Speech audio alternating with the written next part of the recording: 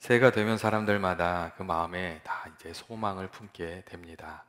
어떤 이들은 올 한 해는 우리 가족이 다 건강했으면 좋겠다 하는 그런 소망을 마음에 품게 되고, 또 어떤 이들은 올해는 좀 사업이 잘 풀렸으면 좋겠다. 그동안 좀 어려웠던 사업이 풀렸으면 좋겠다. 그런 소망을 가지게 되고, 또 어떤 이들은 올해는 좀 하나님을 좀 더 잘 알게 되고, 또 신앙적으로 좀 성장했으면 하는 그런 소망도 마음에 품습니다. 그리고 어떤 이들은 정치적으로, 경제적으로 사회가 좀 안정이 되고 이 어려움을 좀 잘 극복하는 한 해가 되었으면 하는 마음을 품기도 합니다. 그리고 이렇게 그 마음속에 소망을 품게 되었을 때에 우리가 계획을 세우고 또 그 일을 이루기 위해서 열심히 한 해를 살아가게 됩니다. 이처럼 우리가 마음속에 선하고 귀한 소망을 품고 살아가는 것, 그 목표를 향해서 달려가는 것은 참 귀한 일입니다. 예전에 한 심리학자가 재밌는 실험을 하나 했더라고요. 사람들을 무작위로 이렇게 뽑아놓고 그 사람들한테 종이를 한 장씩 나눠줬대요. 그리고 뜬금없이 마음속에 품고 있는 소망을 적어보라고 그렇게 얘기를 한 거예요. 그랬더니 거기에 막 불평하는 사람도 있고, 쓸데없는 일 요구한다고 하는 투덜거린 사람도 있고, 그냥 백지를 내놓고 간 사람도 있고 그랬답니다.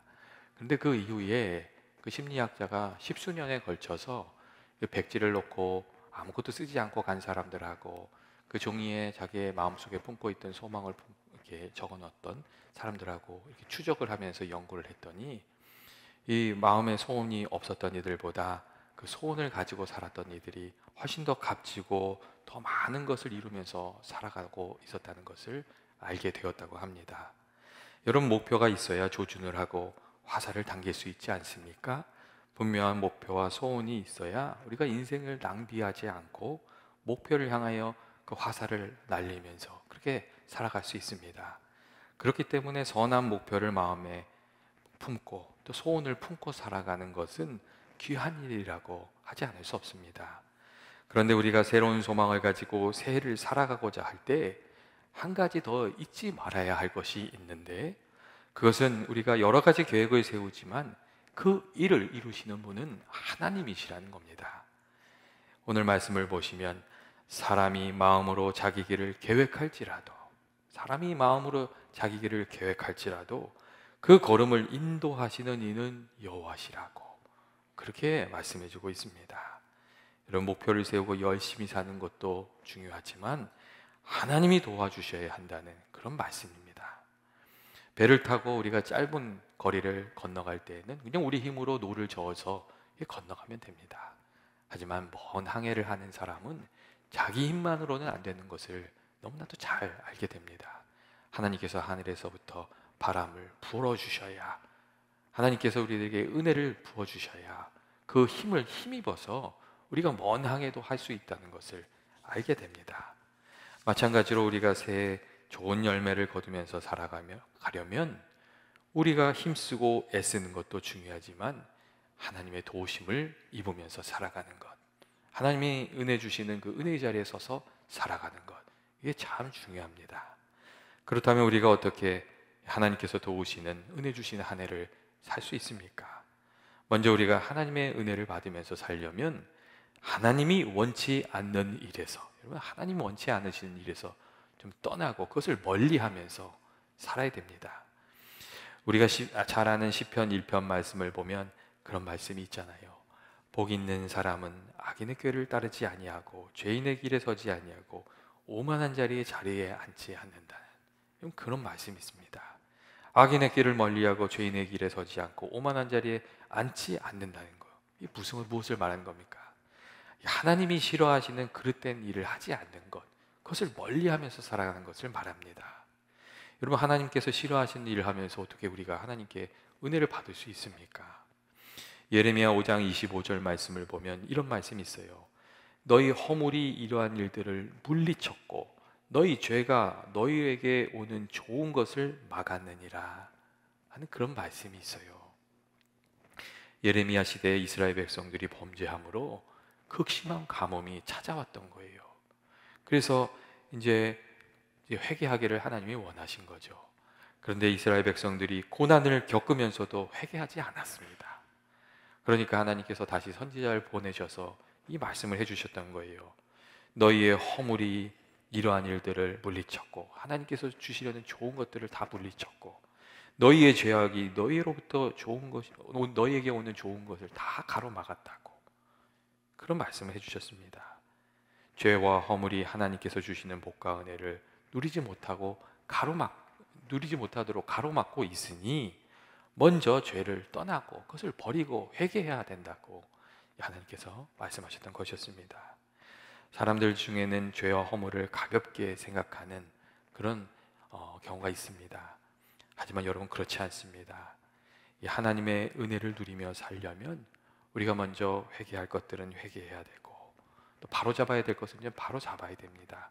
그래야 하나님께서 주시는 은혜의 문이 열리는 겁니다. 예전에 연동교회를 담임하셨던 이성희 목사님이 회개에 대한 재밌는 얘기를 하셨던, 생각해 볼 만한 이야기를 하셨던 적이 있었습니다. 그분이 이제 전도사 시절에 있었던 이야기였는데, 자기가 섬기던 교회에 한 아이가 화상을 입었대요. 그래서 그 어머니가 빨리 좀 병원에 와달라고 그렇게 연락해서 막 병원에 달려갔다랍니다. 그 집사님의 그 집이 옛날 집, 여러분 생각나실지 모르겠는데, 옛날 집은 이렇게 문 열면 부엌으로 연결되는 그런 집들이 있었거든요. 근데 거기 가마솥이 있었는데 물이 끓고 있었다는 거예요. 근데 이 둘째 아들이 그 방문으로 나가다 미끄러져 가지고 그 가마솥에 빠진 거예요. 그러니까 이제 화상을 심하게 입은 거죠. 그래서 병원에 갔더니 옷을 다 벗기고 가재를 온몸에 붙이고서는 막 소리를 지면서 아파하면서 있더래요. 근데 그때 그 집안에 기도 많이 하는 이모님이 한 분 계셨는데, 이모님이 와서 꼭 이 조카를 보니까 너무 심각한 거예요. 그래도 얘가 믿음 고백하고 하늘나라 가야지, 그런 마음에 아이가 낫게 해달라고 간절히 기도하고 그렇게 물어봤대요. 야, 너 회개할 건 없냐? 그렇게 물어봤대요, 그 상황에서. 그러니까 얼마나 화가 나겠어요. 그러니까 그 아픈 조카가, 이모는 지금 그런 소리 하려면 다시는 오지 말라고 막 소리를 지르고 그랬답니다. 근데 그 다음 날에도 이모가 와서 또 기도해주고 회개할 게 없느냐고 묻고, 그 다음 날에도 묻고, 근데 나흘째 되는 날에 이모가 또 와서 기도해주고, 야, 너 회개할 건 없냐 그러는데, 갑자기 회개할 게 있다고 그러더니 친구들 거 훔친 것도 얘기하고 괴롭혔던 것도 얘기하고 이것저것 회개를 하더래요. 그런데 참 놀라운 일이, 그 며칠이 지난 다음부터 그 일이 일어난 그 다음날 담당 의사가 와서 이렇게 깜짝 놀라면서 얘기하더래요. 그 아픈 상처에서 새살이 돋기 시작했다고 그렇게 이야기를 해주더랍니다. 이성희 목사님이 이야기를 하시면서 회개는 영혼의 병을 고쳐줄 뿐만 아니라 우리 육신의 병도 고쳐주는 것이라고 그런 이야기를 하셨습니다. 교회 여러분, 우리들의 삶에도 우리가 먼저 회개하고 버려야 될 것들이 있지는 않습니까? 여러분, 회개한다고 내가 원하는 대로 모든 일이 해결이 되는 그런 건 아닙니다. 하지만 회개해야 풀리는 문제들이 있고, 우리가 회개할 때 주님께서 우리를 위해서 일하시기 시작하는 귀한 하나님의 은혜의 역사가 여러분 거기에 있습니다. 여러분, 우리들의 삶 속에 회개해야 될 것들이 있으면 좀 새해를 시작할 때 떨어내 버리시고, 올 한 해는 좀 버려버리시고, 하나님께서 주시는 귀한 은혜, 그 받을 수 있는 깨끗한 그릇을 가지고 살아가는 저와 여러분 되시길 주의 이름으로 축원드립니다. 다음으로 우리가 하나님의 은혜 가운데 살려면 하나님의 말씀을 늘 가까이 하며 말씀을 따르는 그 삶을 살아야 됩니다. 하나님께서 하나님의 말씀을 통해서 우리에게 말씀하시고, 또 말씀을 통해서 우리들의 삶을 인도하시고 복된 삶을 살아가게끔 그렇게 우리를 이끄시기 때문에 여러분, 그렇습니다. 여러분, 하나님의 말씀이 우리들의 삶을 밝히는 은혜의 통로입니다. 그래서 말씀을 가까이 하면 하나님께서 우리에게 지혜를 주시고 통찰력을 주십니다. 또 분별력을 주십니다. 하나님의 말씀을 가까이 하면서 살아가다 보면 어느 순간 하나님의 마음이 깨달아지고, 하나님이 가까워지고, 또 은혜를 누리면서 살게 됩니다. 부활이라는 소설을 쓴 러시아의 위대한 작가 톨스토이가 그렇게 멋진 삶을 살았던 사람은 아니었습니다. 근데 그가 예수님을 만났고 이 악한 것에서부터 선한 삶으로 바뀌게 되었습니다. 톨스토이는 자신이 어떻게 악에서 선으로 돌아섰는지에 대해서 이야기하면서 이런 이야기를 했어요. 예수 그리스도의 말씀이 제게 믿음을 주었습니다.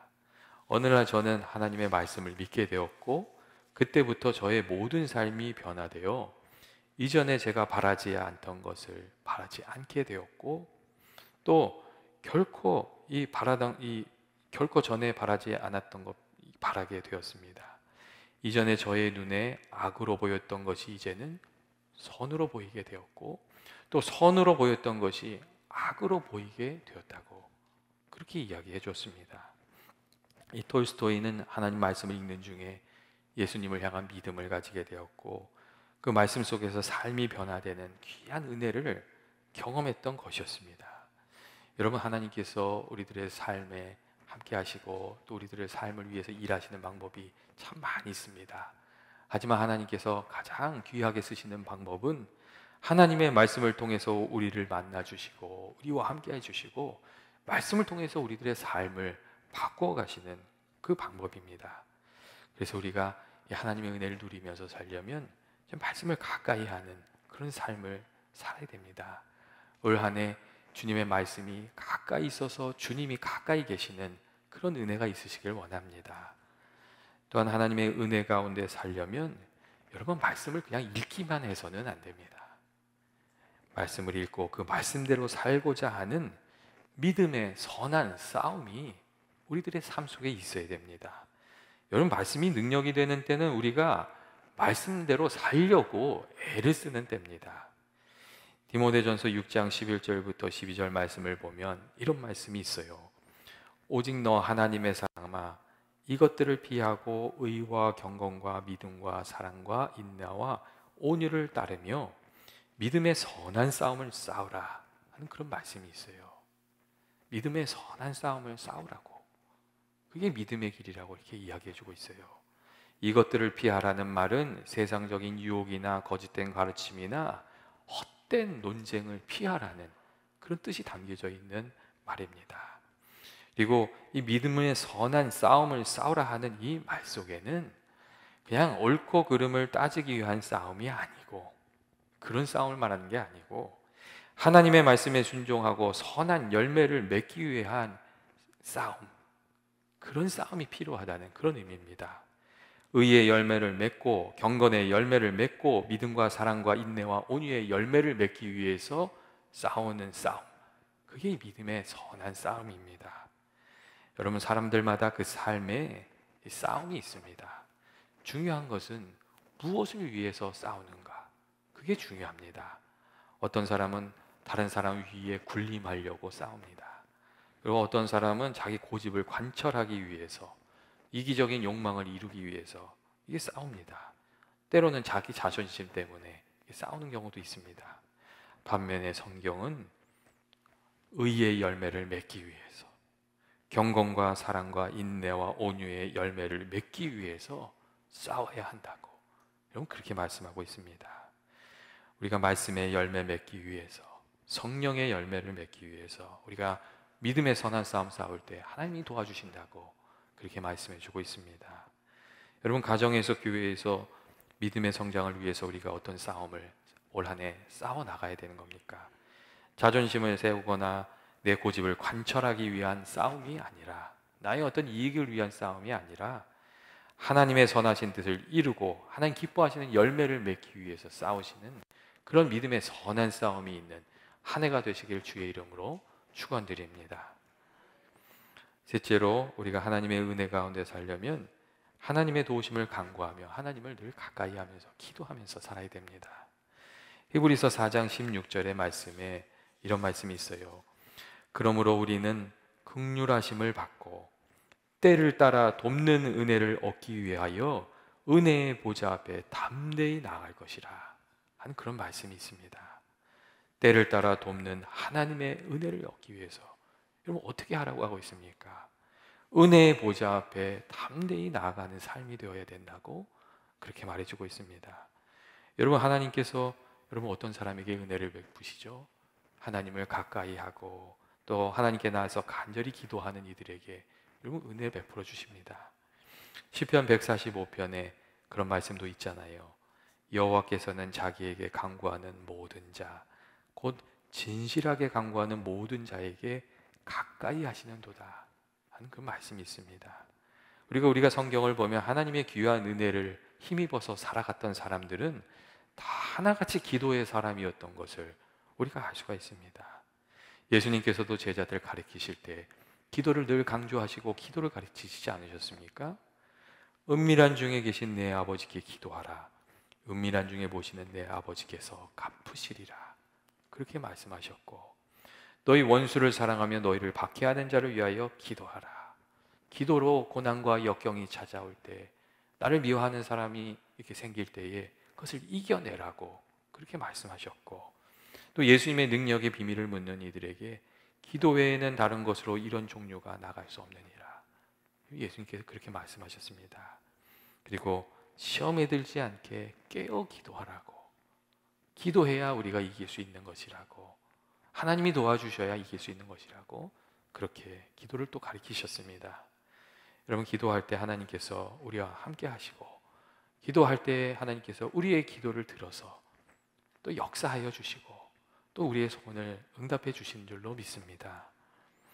예전에 옥하는 목사님이 한번 이런 이야기를 하셨어요. 주 예배 후에 이렇게 인사하려고 서 계시는데 어떤 집사님 한 분이 막 오시더니 그렇게 얘기하더래요. 목사님 말이 맞습니다. 그렇게 얘기를 하더래요. 그래서 뭐가 맞은데요? 그렇게 물어봤대요. 그랬더니 목사님 말씀대로 기도했더니 그 말이 맞습니다. 그렇게 얘기해 주더래요. 예, 마음에 속상한 일도 있고 걱정거리도 있고, 그래서 밤마다 걱정하면서 잠을 못 잘 때도 있고 혼자 울 때도 있고 그랬대요. 근데 목사님 말도 생각이 나고, 그래서 하나님이 나와 함께 하시니 이것들 내가 이길 수 있다, 그 믿음을 가지고 기도하기 시작했다는 거예요. 그랬더니 기도하는 중에 하나님께서 위로를 주셔서 위로가 내 마음속에 가득 차오는 것을 경험하게 되었다고, 목사님 말이 맞다고 그렇게 얘기하고 가더랍니다. 옥하는 목사님이 이 얘기하시면서 그런 얘기를 하셨어요. 생각이 많은 밤에 복잡한 문제를 끌어안고 새벽을 맞으면 그냥 마음만 더 복잡하고 곤란해지는 거라고. 그런 때는 빨리 일어나서 조용한 방으로 가서 하나님께 모든 염려를 다 털어놓아야 된다고. 그러면 잘못된 생각들이 다 키질이 되어서 날아가고 좋은 생각들만 남게 되는 것이라고. 그리고 하나님께서는 겸손한 마음으로 엎드려서 기도하는 사람의 기도를 들어주시고 또 응답해 주시는 것이라고, 그런 이야기를 이렇게 해주셨습니다. 여러분, 우리가 기도의 능력을 힘입어서 살아가야 한다는 그런 이야기입니다. 올 한 해 저는 연합의 모든 교우들이 기도가 회복되는 그런 한 해가 되시기를 원합니다. 여러분, 기도 없어도 살 수 있어요. 하지만 기도 없이 살면 하나님의 도우심을 받고 은혜를 누리면서 살 수는 없는 거예요. 그리고 기도하면서 하나님의 도우시는 은혜를 알고 나면 그때부터는 기도가 얼마나 귀한지도 깨닫고 기도를 더 사모하면서 기도의 뿌리를 내리면서 살아가게 되는 줄로 믿습니다. 여러분의 삶 속에 이 매일매일 하루를 시작하면서 드리는 기도가 먼저 회복되기를 원합니다. 그리고 교회에 나와서 함께 드리는 중보 기도도 우리 교회가 좀 회복이 되고, 우리가 지금 그런 기도도 우리들의 삶 속에 있어야 되지 않습니까? 내 기도만 하는 것이 아니라 정말 다른 사람을 위해서도 나라를 위해서도 기도하는 그런 기도도 좀 회복이 되고, 또 중요한 결정을 앞에 두고 시간을 구별하여 드리는 그런 기도도 회복되는 올 한 해가 되시기를, 그렇게 기도로 주님과 동행하는 저와 여러분이 되시기를 원합니다. 마지막으로 이 믿음의 언어로 살아가는 한 해가 되기를 원합니다. 하나님께서 믿음의 고백을 드리시고 그 믿음의 고백과 함께 역사하여 주시기 때문에 여러분 그렇습니다. 예수님께서도 믿음의 고백을 들으시고 그 소원을 들어주시고 그렇게 하지 않으셨습니까? 예수님께 소원을 가지고 찾아온 이들에게 예수님이 물어보셨어요. 내가 능히 이 일을 이룰 줄을 믿느냐? 그렇게 부르셨어요. 그리고 그들이 주여 그러하외다 이렇게 고백했을 때 주님께서 그들의 소원을 들어주시는 것을 우리가 성경을 통해서 알 수가 있습니다. 우리가 성경을 보면 부정적으로 말하고 또 비판적으로 말하고 기분대로 말해서 하나님의 도우심을 받은 사람을 찾아볼 수가 없습니다. 여러분, 이스라엘 백성들은 부정적으로 말하다가 하나님 책망을 받았잖아요. 미리암은 모세를 비판하다가 책망을 받았고, 헤롯 왕은 하나님께 돌려야 될 영광을 가로채서 교만한 말을 하다가 하나님의 책망을 받고 심판을 받았습니다. 반면에 믿음의 언어로 살았던 이들은 하나같이 하나님의 귀한 은혜를 받았습니다.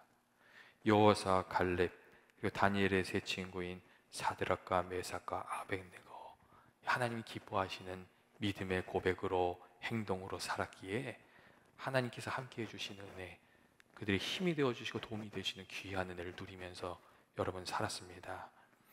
여러분, 하나님께서 우리의 믿음의 고백과 함께 일하십니다. 그래서 우리들이 믿음으로 드리는, 얘기하는, 선포하는 고백들에는 능력이 있어요. 하나님이 함께 하시기 때문에 그래요. 올 한 해 여러분 어떤 믿음의 기도와 고백으로 여러분 살아가려고 하십니까? 여호수아 갈렙처럼 하나님께서 우리와 함께 하시면, 하나님이 우리와 함께 하시면 능히 그 땅을 취할 수 있다는 그 믿음의 고백을 가지고 살아가는 저와 여러분 되시길 원합니다. 우리 스스로에게, 그리고 가족과 이웃에게 여러분, 우리가 믿음의 말을 나누면서 살아야 되지 않습니까? 믿음의 말, 격려의 말, 주를 더욱 의지하게 하는 말, 축복의 말을 나누면서 올 한 해 살아가는, 주의 은혜 가운데 살아가는 저와 여러분, 그리고 우리 교회가 되기를 주의 이름으로 축원드립니다. 이 시간 우리 한번 같이 기도하길 원합니다. 사랑과 은혜 많으신 하나님 아버지, 오늘 저희들 이렇게 주님 전에 나와서 예배하며 올 한 해를 시작하게 하여 주시니 감사합니다. 아버지, 올 한 해 주의 은혜 가운데 살아가는 저희들 되게 하여 주옵소서. 말씀의 능력 가운데 살아가게 하시고 주께서 도와주셔서 아버지, 저희들의 삶에 해결되지 않는 문제들이 해결되고 또 저희들이 버리지 못한 것들 좀 떨어낼 수 있는 은혜의 해가 되게 하여 주옵소서. 기도할 때마다 주님께서 저희들의 기도를 들으시고 응답해 주시는 귀한 은혜가 있게 하시고, 아버지, 기도 가운데 주님을 가까이 하면서 살아가는, 은혜 가운데 살아가는 저희들 되게 하여 주옵소서. 특별히 아버지, 믿음의 언어로, 축복의 언어로 아버지 살아가게 하여 주셔서 저희들 가운데 믿음의 열매가 맺혀지고 또 하나님 주신 은혜가 풍성한 그런 한 해 살아가게 하여 주옵소서. 예수님의 이름으로 기도합니다. 아멘.